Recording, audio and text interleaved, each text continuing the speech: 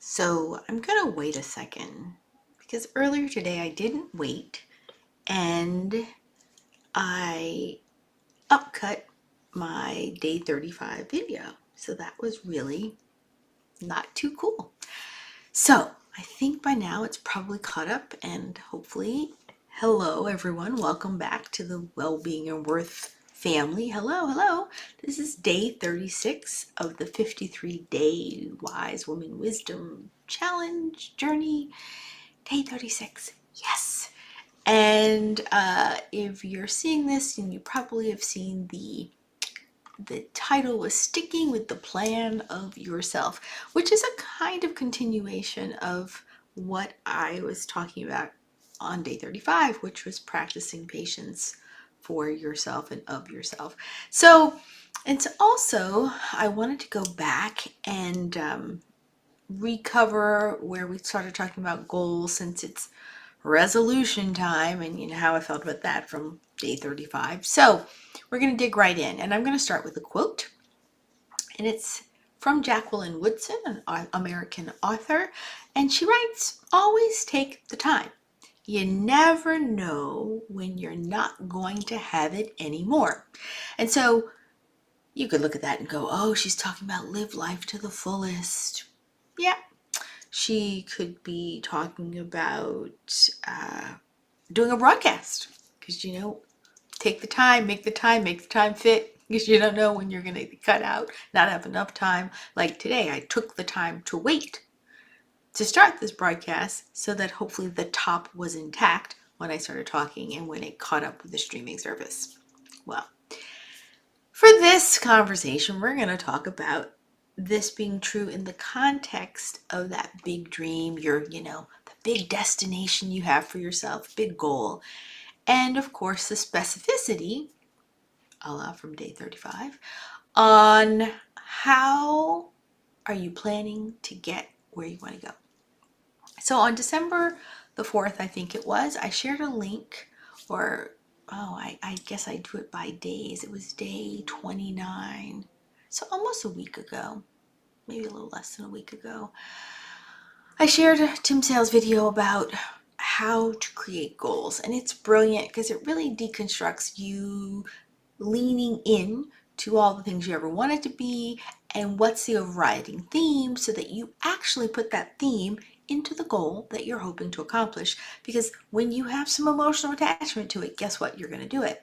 So he's like, okay, and then part 2, we're going to talk about how you're going to wrap it all up. So I'm looking through his YouTube channel, and I finally found it. He did do it a week later, like he said he would, on the 11th. And I'm going to post them all in the comments so you can go look at them.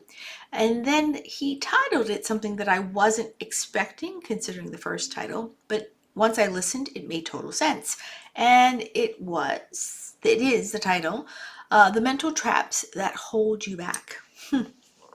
Of course, you write your goals really well, and then there are all, I told you, that inner critic, the constant chit chat that gets you off track, right?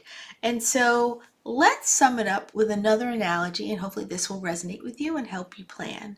And it's like, imagine you're taking a road trip. You determine a destination. It's very specific. You're going one place, or maybe you're going to go to many places, but you have stops and you know where you're going to stay. And so you've determined the destination. Then you have to outline the journey. So you create the roadmap with all the stops. We have an electric car, so we have to do that. Where can we charge, as an example? And then the details of the action steps for us. 200 miles, better go get some electricity so we can go another X miles till we get to the hotel where we can charge overnight, for instance.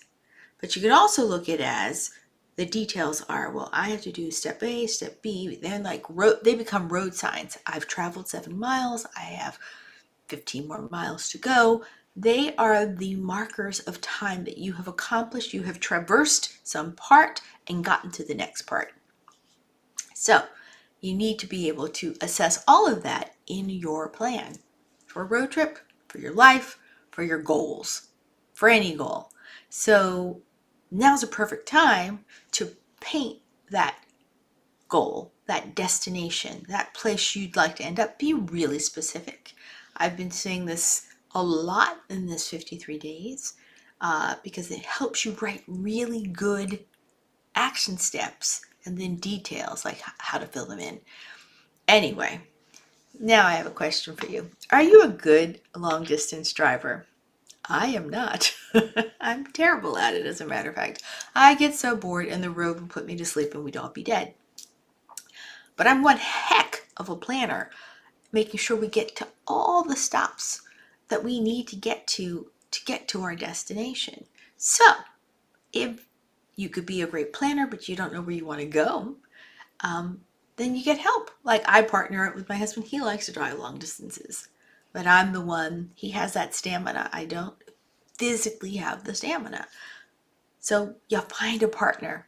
It's also called an accountability partner or a buddy to be the balance to the part you can't do, you know? So bottom line, being specific to your true self or sticking with the plan of yourself, that should be maybe the impetus or the beginning of that roadmap for you, hey? So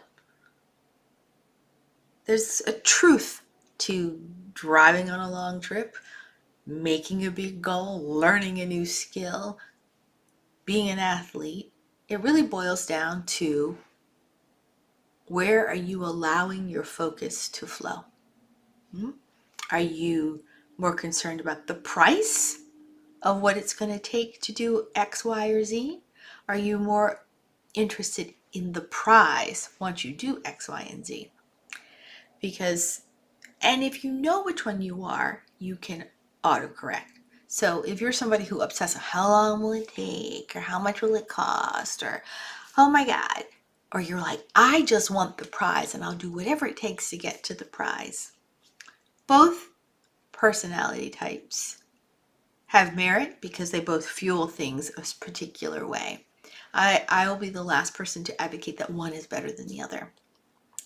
What's best is having the awareness to know which one you are, and then figuring out counterbalances or countermeasures so you can still get what you want.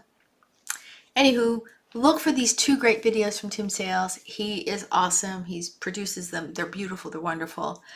And to sum it back up to the beginning of the quote, we all have a choice of how we're going to spend our time. It's up to us, though, to decide how we're going to use the time we're given, you know?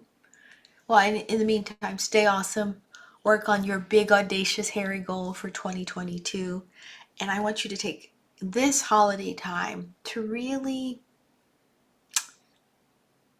state your personal non-negotiables so that you can empower your 2022 with your best version of what's doable for you. You'll be glad you took the time now to maximize what you can do in 2022. Anyway, stay awesome, fabulous, well-being, and worth family. Thanks for listening.